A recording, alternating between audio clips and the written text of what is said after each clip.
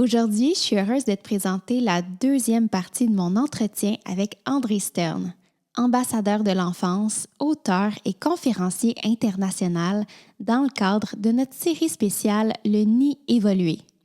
Notre objectif, c'est d'approfondir notre compréhension de l'environnement de soins autour du mammifère humain. Si tu n'as pas encore eu l'occasion d'écouter la première partie, je t'encourage vivement à le faire avant de plonger dans cette deuxième partie absolument captivante. Alors qu'on s'est d'abord penché sur l'aspect vital du jeu en première partie, cette fois-ci, on se concentre sur l'impact de l'environnement familial sur le jeu de l'enfant et du rôle de l'adulte à travers le jeu. Je suis Elisabeth Dufresne et je te souhaite bienvenue chez les émergents.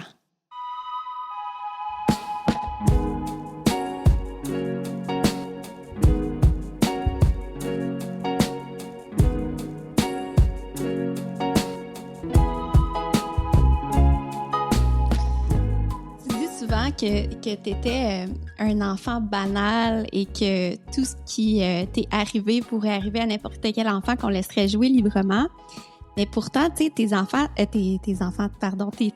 c'était des intellectuels qui t'ont offert un cadre de vie très riche. Tu viens d'en parler, ton père, c'était le regretté Arnaud Stern qui a créé le Clos-Lieu, qui a découvert une nouvelle science à travers ce qu'il appelait justement le jeu de peindre.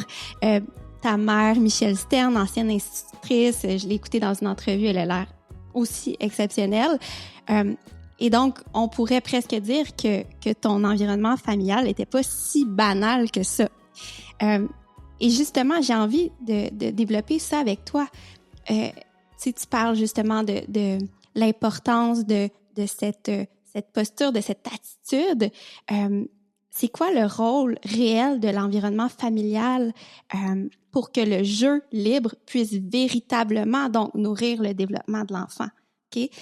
Tantôt, tu disais au départ de notre entretien, tu disais le jeu, d'une certaine façon, c'est pas ça qui va permettre à un enfant d'être nécessairement sain, d'être nécessairement bien. Hein? Tu disais que des enfants qui jouaient toute leur vie pouvaient développer toutes sortes de mots. Donc, j'ai envie qu'on parle un peu de ça, là. La relation avec tes parents. Alors, d'abord, je voudrais préciser quelque chose. Oui. À chaque fois que l'on veut croire, et je te remercie de jouer ce rôle parce que ce sont des questions que se posent des personnes qui, contrairement à toi, n'ont pas lu mes livres et ne savent pas comment je vais répondre. Donc, je te remercie. À chaque fois que l'on considère mon environnement et ma famille comme exceptionnels, on est injuste envers ma famille et envers toutes celles et ceux que nous avons le culot de considérer comme non exceptionnels. Ce qui est d'une injustice totale. Tu parlais des conditions et des environnements. Prenons comme base les conditions et les environnements. De penser que j'ai bénéficié de conditions privilégiées, c'est croire que mes parents se sont réveillés un matin, qu'ils ont regardé autour d'eux, qu'ils se sont dit « chouette, génial, écoute, par le plus grand des hasards, toutes les conditions idéales étant réunies, les circonstances sont parfaites, les conditions sont parfaites, nous sommes parfaits, nous allons décider de respecter les rythmes, les rituels de nos enfants et de ne pas entraver leurs dispositions spontanées. » Ce serait d'une injustice crasse envers eux et envers nous, envers nous-mêmes, nous autres, tous les autres qui n'ont pas ces conditions et ces circonstances privilégiées. Tu imagines bien que mes parents ne se sont pas réveillés et ont dit « chouette, les conditions sont réunies ». Non, ils ont pris une décision parce qu'ils ne pouvaient pas faire autrement à cause de leur conviction. Et ensuite, les conditions qui ont rendu cela possible, ils les ont inventées au quotidien, jour après jour, à hauteur du regard, à la même hauteur de regard avec leurs enfants, qui avaient tous droit au chapitre. Il y avait une égalité de décision, de pouvoir décisionnaire, de pouvoir sur le monde entre tous les membres de cette galaxie. C'était un recalibrage, une recalibration quotidienne.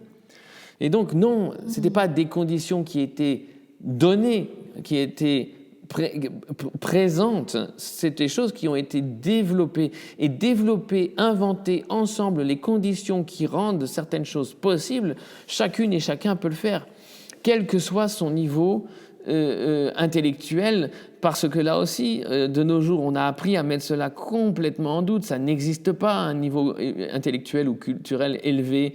C'est les étalons qui sont faux, c'est pas les personnes qui sont bonnes ou pas bonnes.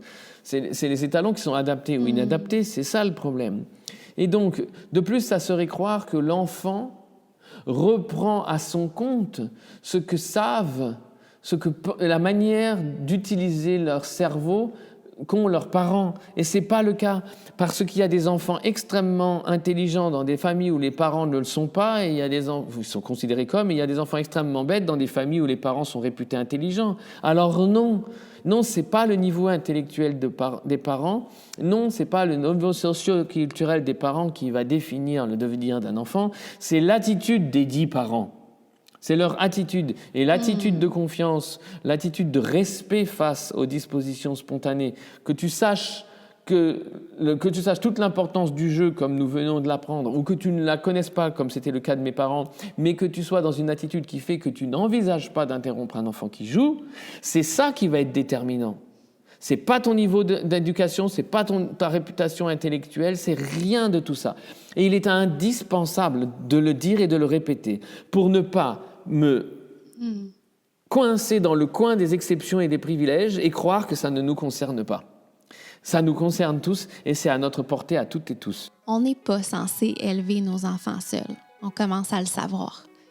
Mais mon accompagnement à 1, c'est un peu ça. Ça t'aide à briser ton isolement puis surtout à prendre de la perspective sur ton rôle de parent.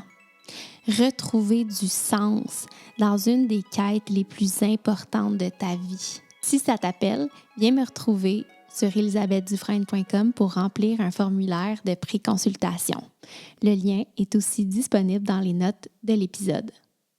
Bon podcast! Par ailleurs, je voulais dire autre chose concernant les environnements, si tu veux bien. Oui. Parce qu'on a cette obsession pour les environnements, tu comprends? De dire que moi, j'ai bénéficié d'un environnement privilégié, c'est donc s'obséder sur les environnements, n'est-ce pas?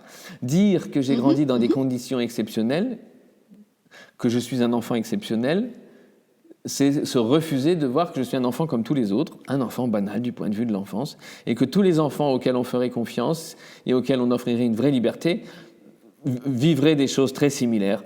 Me croire une exception, c'est ne pas changer et être injuste envers les autres, tous les autres, qui sont exactement équipés de la même manière que moi, hein, et qui bénéficient ou non d'une attitude dont j'ai bénéficié. Et encore une fois, ce n'est pas un mérite personnel, et j'en ai une grande gratitude, mais ce n'est pas un mérite personnel, je n'ai rien inventé. Bien.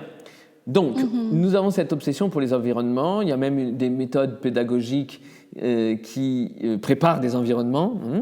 Et puis, on a une obsession pour les conditions. Tu l'as bien vu, on a une obsession pour les conditions. La preuve, c'est que tu as parlé des conditions dans lesquelles j'ai grandi.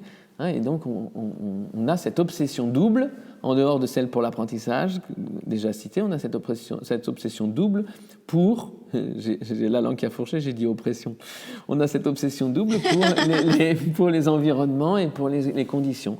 On dit volontiers que les conditions ne sont pas réunies, on n'a pas les bonnes conditions, les circonstances ne le permettent pas, nous attendons des conditions meilleures, l'environnement n'est pas propice, il faudrait un environnement plus stimulant, etc., etc. Et quand on parle d'environnement et de conditions, je ne peux pas m'empêcher de penser à mon papa, à Arno Stern. Parce que lui, son enfance, elle a eu lieu dans les pires conditions qu'on puisse imaginer pour une enfance. C'est-à-dire que pendant 12 ans, l'enfance de mon papa, ça a été la Deuxième Guerre mondiale. Et non seulement ça a été la Deuxième Guerre mondiale, donc la guerre, de plus, c'était les persécutions nazies, puisque c'était une famille juive, qui ont été donc de plein fouet concernés par les persécutions nazies. C'est-à-dire que l'enfance de mon papa, non seulement c'était la guerre, mais en plus c'était la fuite. Ça a été 12 années de fuite, 12 années de peur, 12 années d'anxiété, 12 années à fuir devant une fois à quelques minutes près devant les canons des chars allemands. C'est se cacher dans la paille quand le chien aboie. C'est voir les avions militaires survoler là où tu es, mais le ciel s'enflammer tellement sous les bombardements à quelques kilomètres de là. C'est toutes les horreurs de la guerre. Et à chaque fois que nous voyons des enfants dans des territoires en guerre, le cœur nous saigne. Quand nous voyons des enfants trembler dans des couloirs souterrains à côté de leurs parents, quand nous voyons des enfants jouer sur les ruines dans des villes dévastées par la guerre, le cœur nous saigne. Et j'ai envie de dire, c'est bien que le cœur nous saigne. Et il faudrait qu'il nous saigne encore davantage, que nous vivions dans un ordre du monde, aujourd'hui encore, qui non seulement tolère de telles scènes, mais les génère de telles situations. Bien. Ceci mis à part, excuse-moi, mais je ne peux pas m'empêcher de m'enflammer à cet endroit-là. Ceci mis à part, les conditions et les environnements, et ils ont tout le temps changé puisqu'ils ont fui l'Allemagne nazie pour la France, puis la France pour la France libre, puis la France libre pour la Suisse, où ils ont eu l'incroyable chance de pouvoir rester et donc survivre, mon papa et ses parents. Quand nous imaginons l'enfance de mon papa, nous savons qu'elle s'est déroulée dans les pires conditions et dans les pires environnements. Bien.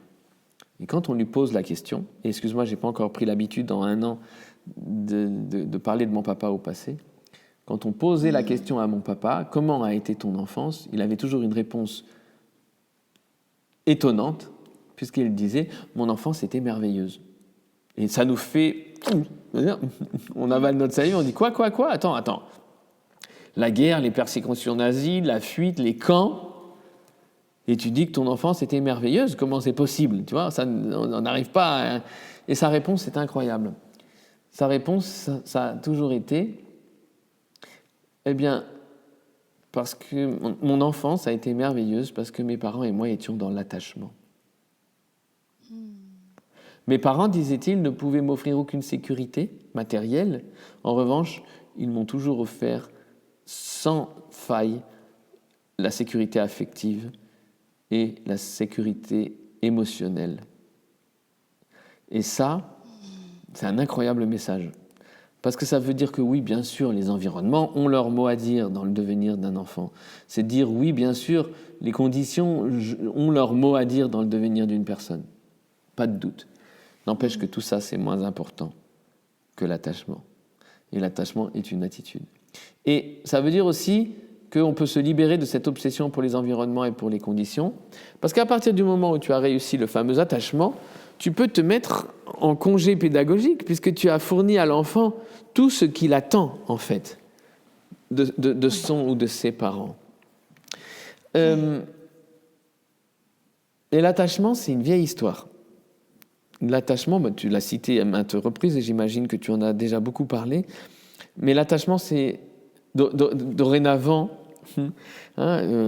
dorénavant, la théorie de l'attachement a été diffusée et pourtant, tu as encore des gens qui croient qu'il faut couper le cordon, que si on ne force pas un enfant à l'autonomie, eh bien, il ne deviendra jamais autonome et il restera collé dans les basques de sa mère.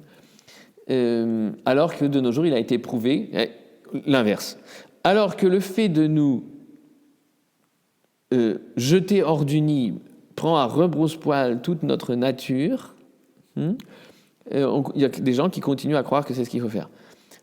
Il est prouvé entre-temps que l'autonomie prend racine dans l'attachement et que si tu veux que ton enfant devienne vite et authentiquement autonome, ce qu'il faut faire, c'est lui donner un maximum d'attachement. Petite nouveauté, si vous avez envie de me supporter, de m'aider à faire vivre les émergents, je vous invite à offrir un don en argent via mon bouton PayPal qui est disponible dans les notes du podcast. Ce podcast-là, c'est mon jeu à moi. C'est un vrai travail de cœur, entièrement donc financé par moi. Et vos dons me permettent de garder ces ressources-là tellement riches, gratuites, sans publicité et donc accessibles, hein, parce que c'est pas tout le monde qui a les moyens de se payer mes accompagnements 1-1. Donc, même un don de 3 $ peut faire toute la différence. Merci de reconnaître ce que j'ai à offrir au monde. Puis merci pour votre générosité. Pour moi, ça va de pair avec le jeu, hein, l'attachement. Et aujourd'hui, il y a beaucoup de parents qui vont me confier en consultation. Moi, j'accompagne des familles avec l'approche développementale du docteur Gordon Neufeld, qui est basée sur la théorie de l'attachement. Puis, il y a beaucoup de parents qui me disent, moi, j'ai pas envie de jouer avec mes enfants. Puis, il y a une vulgarisatrice scientifique récemment qui est apparue dans mon Instagram. Elle s'appelle Elena Bridgers. Puis, elle disait que ce phénomène-là, c'était probablement un écho de notre passé de chasseurs-cueilleurs où les enfants évoluaient naturellement entourés de groupes multi-âges, hein, donc ils trouvaient leur partenaire de jeu à cet endroit-là. Et ensuite, je suis tombée sur une psychologue qui expliquait, Aletta G. Salter, qui expliquait que selon elle, c'était plutôt, ça provenait de certaines blessures d'enfance, le fait de plus être capable de jouer avec nos enfants.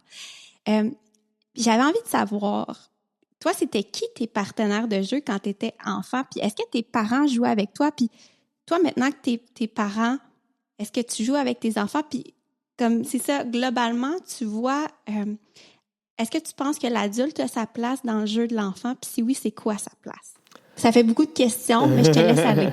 Alors, l'enfant qui va dans le vaste monde va se trouver des partenaires de jeu de tous les âges. Et c'est tous les âges qui est important. La chose qui nous stérilise le plus, ce sont les groupes de pairs. En dehors du fait que dans les groupes de pairs se développent les pires paradigmes, surtout si c'est des groupes d'adolescents mâles, auquel cas là ça devient une véritable catastrophe, l'enfant fuit naturellement les groupes de pairs et va vers la diversité puisqu'elle est réciproquement enrichissante. Hein, donc ça, c'est notre nature, ça aussi, d'aller dans le vaste monde à la rencontre de la différence. Voilà. On n'aura pas le temps de tout dire pendant ce temps en commun, mais on peut déjà aborder beaucoup de choses. Et donc, mes partenaires de jeu. Après, tu sais, le jeu, c'est pas forcément pousser une petite voiture sur une autoroute virtuelle. Le jeu, c'est surtout une attitude ludique face aux difficultés, une attitude ludique au moment d'aborder de nouvelles connaissances. Hein, le jeu, c'est pas forcément être matériellement occupé au jeu. D'autant que nos enfants, ce qu'ils cherchent surtout, c'est notre attention. C'est-à-dire que de jouer devant nous et que nous les regardions sincèrement, pas en train de faire autre chose, pendant 10 minutes de vraie attention, ils sont tellement loyaux, nos enfants, que ça leur suffit pour ensuite, pendant 1 heure entière, être seuls dans leur jeu parce qu'ils ont été vus. Donc, moi, j'ai toujours joué dans le clos-lieu, par exemple, le jeu de peindre, où il y a une énorme diversité de personnes présentes. J'ai toujours joué ou été dans l'attitude ludique, et ça a été l'un des dénominateurs communs de toutes les personnes avec lesquelles je me suis lié. C'est que c'était des gens qui, d'une manière ou d'une autre, étaient dans une attitude ludique ou dans le jeu, quel que soit leur âge. Les artisans avec lesquels j'ai appris des métiers, mon maître luthier, pour ne citer que ces cas-là. Et ensuite, professionnellement, j'ai été choisi par des personnes qui recherchaient ce que moi j'avais développé. Donc il y avait forcément une entente. Et ça, c'est la différence entre être contraint de fréquenter des personnes parce qu'on a le même âge, ou être libre d'aller dans le vaste monde et de se connecter avec les personnes avec lesquelles on partage des choses. Donc la place de l'adulte dans le jeu de l'enfant est celle que l'enfant veut bien lui donner, mais ce que l'enfant recherche surtout, c'est l'attention de l'adulte. C'est parce que l'enfant aime que l'on voit la génialité des jeux auxquels il se consacre. Mais la place de l'adulte, j'ai envie de dire, c'est la place que l'adulte a envie de prendre. Et le jeu est bien souvent irrésistible, mais il est caché par la croûte de la raison sous laquelle on nous a enfermés cette chape du devoir, cette chape de sérieux, et le fait qu'on ne prenne pas le jeu au sérieux, parce que je te promets que si on savait que le jeu est aussi vital que de manger et que de boire, tu n'aurais personne qui dit « je ne veux pas jouer avec mes enfants ». Tu vois, et donc, je me garderai aussi de dire la place de l'adulte dans le jeu de l'enfant, c'est telle ou telle place, parce que ça voudrait dire que j'ai la science infuse et que je sais porter une réponse pertinente à la question que tu poses. Je ne sais pas, moi. Je ne sais pas quelle est la place de l'adulte, parce que je ne sais pas quelle est la relation entre tel enfant et tel parent, entre tel enfant et tel adulte. Je ne le sais pas. Et c'est le type de relation qui va créer des constellations que moi, je ne peux pas deviner. Je serais un charlatan si je savais répondre à ta question. Ça voudrait dire que j'ai développé quelque chose et que j'en suis sûr. Mais moi, je ne sais rien de tout ça. Je ne peux pas savoir. Je n'ai pas de recette toute faite et je ne crois pas que ça existe. Je ne crois pas qu'il y ait une solution à tous les problèmes de parentalité, d'enfance, de jeu, d'apprentissage. Je ne le crois pas.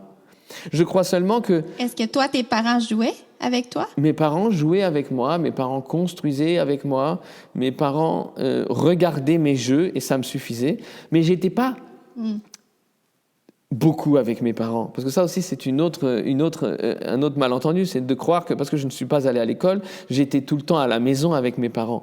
Le fait de ne pas aller à l'école, ça ne te fait pas rester à la maison. Rester à la maison avec tes parents, c'est le pire pour un enfant qui est fait pour le vaste monde. Moi, j'étais tout le temps dans le vaste monde. J'avais le port d'attache de mes parents, reposant sur la phrase non dite, puisque c'est dans le non-verbal qu'elle se joue « je t'aime parce que tu es comme tu es ». Une autre clé que je vous livre comme ça, sans plus de détails. Il faudra qu'on se revoie une autre fois, ou il faudra que vous lisiez certains écrits de moi. J'avais ce port d'attache, et puis j'allais dans le vaste monde, me connecter avec des gens. Mes savoirs, ce que j'ai accumulé, je ne les ai pas accumulés à la maison, parce qu'à la maison, je savais déjà tout. Ce qui est à la maison est dans une espèce de grand coffre où les membres de la constellation mettent les savoirs et tout le monde partage le contenu de ce coffre, mais ça ne peut pas suffire. Et donc l'enfant va dans le vaste monde et va se lier à d'autres personnes. Et ce qui fait qu'il n'a pas cette indispensabilité de l'accompagnement par ses parents, ce qui serait encore une fois une vision fausse, en tout cas ce que j'ai vécu. Mes parents m'ont donné le port d'attache qui me permettait tous les jours d'aller dans le vaste monde à la rencontre d'une énorme diversité. Et donc, ce n'était pas mes parents. Tu vois, ce n'était pas avec mes parents que je jouais. C'était avec toutes sortes de personnes avec lesquelles j'avais établi des connexions autour des jeux auxquels je jouais. C'est nos jeux qui nous ont réunis. Ce n'est pas mes parents que j'ai forcés. Tu sais, aujourd'hui, je vis avec deux enfants qui ont des passions très différentes des miennes, des enthousiasmes très différents des miens. Ils m'en parleraient 24 heures sur 24, tous les deux en même temps, si certaines choses ne régulaient pas. Et sur certains sujets, je dois t'avouer que je suis complètement largué et que donc mon intérêt finit par se diluer. Et heureusement que je ne suis pas leur seul interlocuteur. Heureusement que, par exemple, j'ai vu Antonin se lier profondément d'amitié avec l'ingénieur en chef de l'électronique d'une grande marque automobile, département sport automobile. À chaque fois qu'ils se rencontrent, ils passent 8 heures à échanger sur les sujets qui passionnent Antonin. Eh ben, c'est pas important que moi, je me force à mener une conversation à laquelle je comprends rien, alors qu'il y a d'autres personnes que ça passionne tout autant. Le dénominateur commun à tout ça, c'est l'enthousiasme. Parce que, on en a peu parlé, ça fait partie des thématiques qui me tiennent tout particulièrement à cœur, parce que l'enthousiasme est une autre disposition spontanée de l'enfant, donc de l'humain. L'enthousiasme, c'est notre super pouvoir. C'est ce qui nous permet de soulever des montagnes, c'est ce qui nous donne des ailes. L'enthousiasme, il ne faut pas le confondre avec la joie, ni vraiment avec la passion, parce que la passion est quelque chose qui te consume par définition, et puis qui finit par s'éteindre. L'enthousiasme et la joie sont encore plus différents, parce que la joie s'arrête là où commencent les crises. La joie s'arrête là où commencent les échecs. La joie s'arrête là où commencent les obstacles. Et l'enthousiasme va t'emmener sur des chemins où il y a des pierres, des obstacles, des barrages. Et l'enthousiasme, lui, ne s'arrête pas aux crises, il nous aide à traverser les crises, il nous porte au travers des crises jusqu'à nos buts. Il est très important de savoir que l'enthousiasme, c'est le moteur de l'enfance et que l'enthousiasme, c'est à toutes et à tous notre super pouvoir. Alors on l'a perdu en route pour des raisons qui sont simples à expliquer, mais nos enfants, pas encore.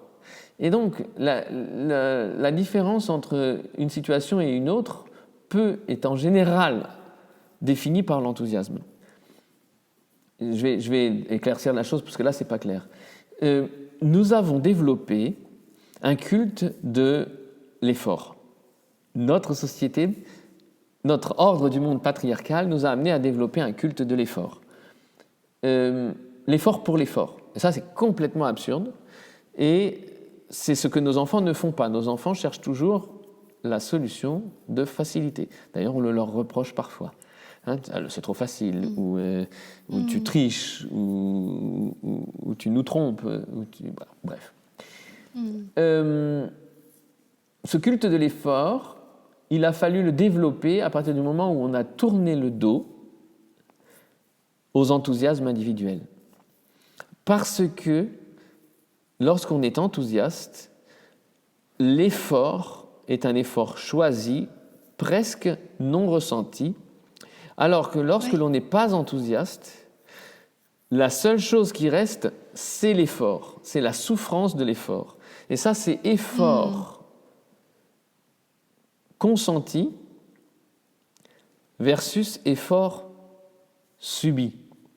C'est pas du tout la même chose. Un enfant enthousiaste, un humain enthousiaste, tu auras compris que je ne fais pas cette nuance, un enfant enthousiaste est capable de fournir des efforts incroyables qui épuiseraient quelqu'un qui ne serait pas aussi enthousiaste.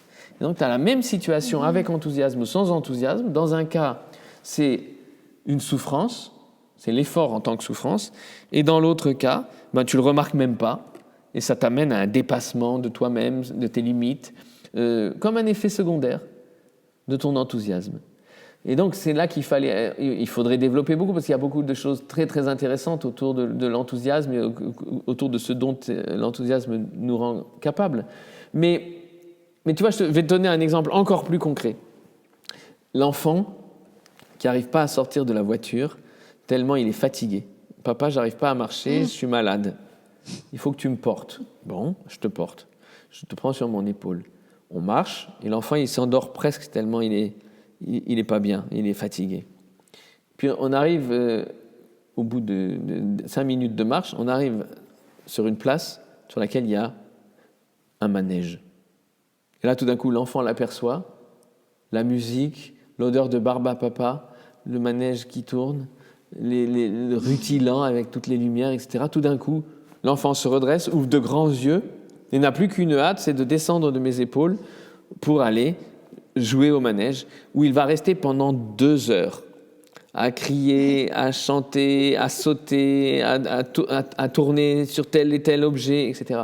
Et là, tu as toujours un adulte bien pensant de notre société, de notre ordre du monde patriarcal, pour venir et dire finalement, il n'était pas si fatigué que ça, tout à l'heure. La preuve, c'est que maintenant, regardez-le comme il saute partout.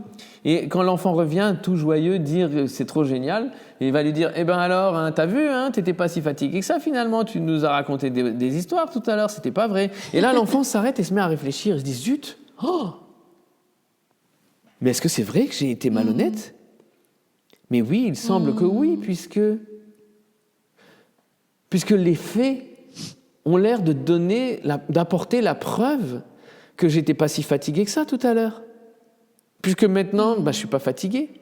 Et l'enfant en vient à douter de lui-même et de son honnêteté.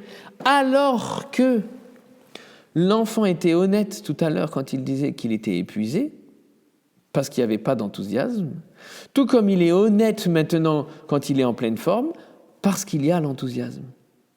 Je ne sais pas si tu vois comme c'est douloureux, comme malentendu, et comme manière de se tromper entre les causes et les effets. Oui, puis dans ton livre « Jouer », tu parles aussi du fait que le jeu, c'est tellement un besoin vital que l'enfant va même parfois être déconnecté de son besoin de manger ou de boire. c'est très fort. Puis, tu sais, récemment, là, justement, j'étais avec des amis dans un parc, puis toute la soirée, nous, on mangeait. Il y avait plein de pizzas, on mangeait, on parlait pendant que les enfants, tu sais, ça donnait à leur jeu, puis c'était beau de les voir. Puis une fois que toute la pizza était mangée, ils sont arrivés, puis là, ils étaient comme, ben là, le jeu était fini, fait que là, on a faim, parce qu'on devait retourner à la maison, fait que là, tout à coup, ils reprenaient contact avec leurs besoins. Fait que pour moi, c'est vraiment beau, justement, non seulement de montrer à quel point c'est un besoin vital, mais aussi à quel point le jeu rend tout plus facile. Hein? On le disait tantôt, qu'on se complique la vie.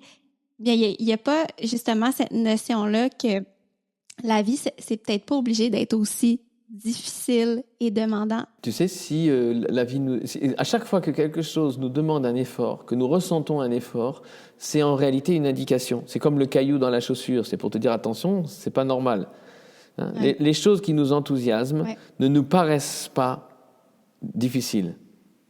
Elles nous demandent parfois de fournir un effort physique, de renoncer à un repas, de tout ce que nous observons chez nos enfants. Et j'ai envie de dire, quand vous ressentez la peine, la souffrance de l'effort, c'est qu'il y a quelque chose qui ne va pas. Prenez-le comme un signal et prenez la fuite. Et effectivement, tu dis ça rend les choses plus simples. Ben oui, on peut faire une rapide liste. Tu vois, l'ouverture d'esprit d'un enfant qui joue. Un enfant, ce n'est pas la peine de lui apprendre la tolérance, puisqu'il ne connaît pas l'intolérance. Hein? Et donc, est-ce que tu as déjà vu la capacité... Alors, nous, on adorerait être capable de se concentrer pendant plus de 30 secondes sur quelque chose. Mais on n'en est malheureusement pas capable. Je ne sais pas si tu l'as remarqué, nous sommes incapables. Après des années de méditation, après 10 ans de méditation, moi je suis fier de moi quand j'ai réussi pendant 20 secondes à rester concentré sur la même chose. Un enfant qui joue est capable de rester concentré sur son jeu pendant des heures entières, 3 heures d'affilée, concentré.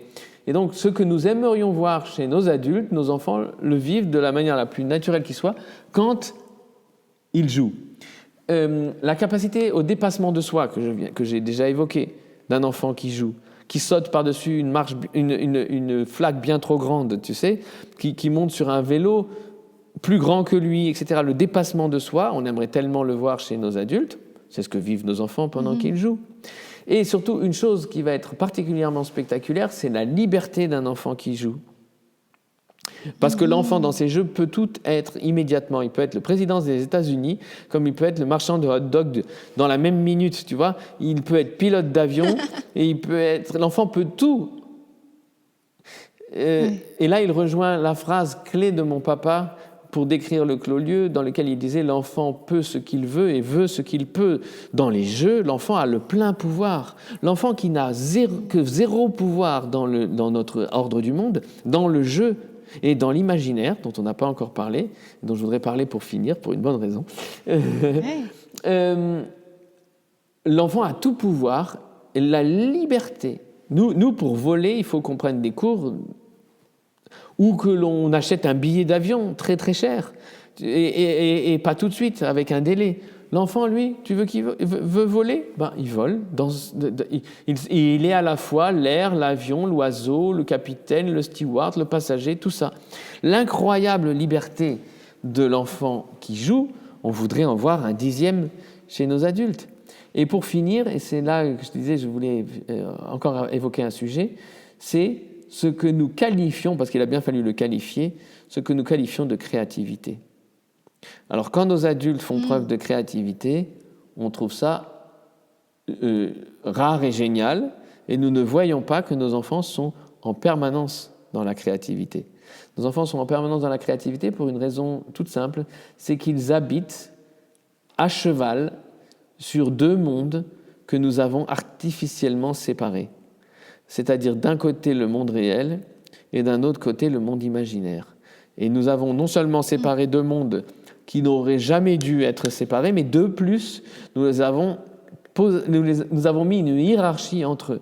Et on nous donne toujours la sensation que le monde réel est plus important et plus valable, plus valide que le monde imaginaire, puisqu'on te dit « arrête de rêver ».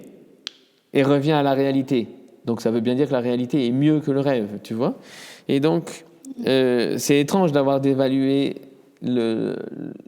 l'imaginaire, le rêve, alors que c'est la même chose en réalité pour l'enfant.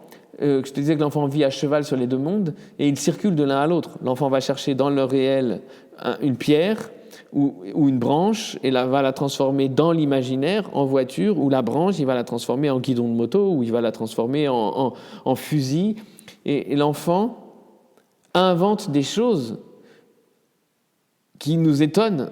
Moi, ça continue à m'étonner. Et c'est pour ça que j'aurais consacré un livre aux choses que l'enfant invente, l'enfant construit. Et nous appelons cela créativité chez nos adultes, mais c'est un état natif de nos enfants. Nos enfants n'ont pas besoin d'un statut d'artiste ou d'artiste pour être créatifs ou créatives. Ils sont à cheval sur deux mondes que nous avons séparés et dont nous nous sommes du coup soustraits. Tu vois, on n'est plus créatifs parce que tout simplement, on nous a dit qu'il fallait mieux être dans la réalité, dans le concret, le matériel, le palpable, et pas dans le rêve, l'imaginaire. On dit d'un enfant qui est dans l'imaginaire qu'il est dans la lune, revient les pieds sur terre. Et cette créativité, je te donne un exemple tout simple. Un enfant qui rencontre, je l'ai assisté à cette scène, un enfant qui rencontre pour la première fois un patin à roulettes, il n'avait jamais vu ça, il avait déjà vu des roulettes, normalement attribuées à des voitures, il avait déjà vu une bottine, un soulier, ça il avait déjà vu, mais un soulier avec des roulettes, ça il n'avait jamais vu. Et puis par loyauté, il se dit, c'est des roulettes, c'est une voiture, et donc il se couche par terre et il fait circuler le patin à roulettes sous ses yeux, tu vois. Et nous, on ne voit pas ce que l'enfant voit à ce moment-là, mais l'enfant, il voit tous les détails qui sont venus se greffer sur la chaussure. Il voit toutes sortes de détails, et c'est pour ça qu'il imite la voiture et il vit la voiture. Et nous ne le voyons pas, et nous oublions de l'admirer, de le reconnaître. Tandis que si une artiste ou un artiste se saisit d'une bottine à roulettes, et dessine des phares, et dessine les ailes, et va dessiner sur la tige le pare-brise, et va y mettre des essuie-glaces, va mettre des feux à l'arrière et une plaque minéralogique, et dessiner des passages de roues, etc. Là, on va dire « Waouh, quel artiste, quelle créativité, quelle inventivité d'aller transformer une chaussure en voiture !» Tu vois ? Sauf que l'enfant, il a fait la même chose, il l'a projeté dans l'imaginaire, par-dessus le soulier réel. Ça ne se voit pas, mais c'est tout aussi créatif et tout aussi admirable dans un cas comme dans l'autre.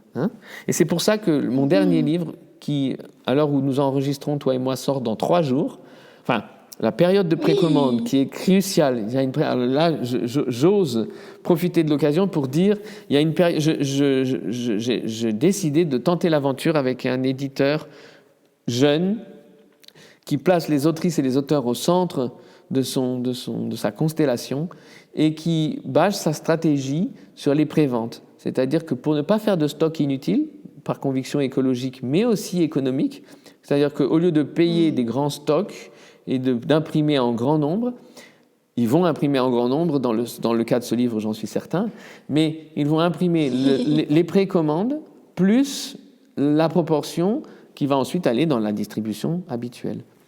Et donc, dans 3 jours, le jeudi 11 septembre, commence 45 jours de prévente de ce livre. Et j'ai envie de vous inviter je compte sur vous, en fait, parce que plus on aura de prévente, plus la carrière de ce livre sera assurée. C'est celui-ci, avec un très très beau design, et qui s'appelle « L'enfant qui construit ». Et c'est vraiment un livre que j'ai consacré à l'enfant qui construit, mais qui construit des choses concrètes, des objets, des jouets, mais qui aussi construit des mondes dans l'imaginaire et qui est tout le temps en train aussi de construire sa personnalité. Et donc, voir l'entrelacement de construire des mondes et de construire sa personnalité, c'est assez renversant. C'est pour ça que j'ai écrit ce livre.